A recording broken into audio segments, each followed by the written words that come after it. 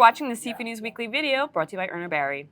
Urner Barry is heading to Boston for Seafood Expo North America from March 10th through the 12th. Meet with Urner Barry's seafood market reporters and sales team at booth number 364. I'm Seafood News Managing Editor Amanda Buckle. And I'm Urner Barry seafood market reporter Lorin Castiglione. In the final days of 2023, President Biden signed an executive order on taking additional steps with respect to the Russian Federation's harmful actions.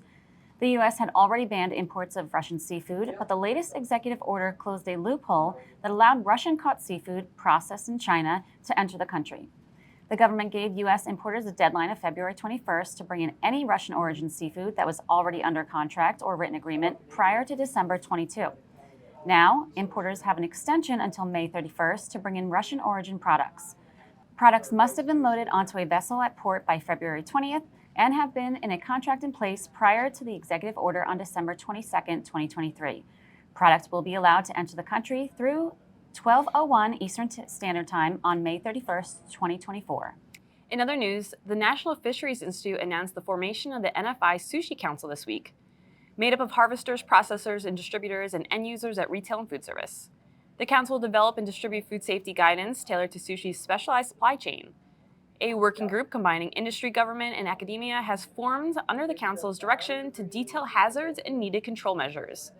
The resulting guidance will draw on existing compliance documents and stakeholder expertise to produce plain-spoken and accessible resources for seafood professionals working in every step of the value chain, from fish farms and processing facilities all the way to the sushi counter.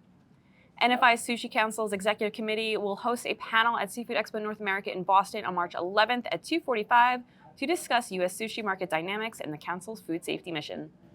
And finally, the Bristol Bay Regional Seafood Development Association, or BBRSDA, announced this week that they have promoted Leilani Dunn to Executive Director.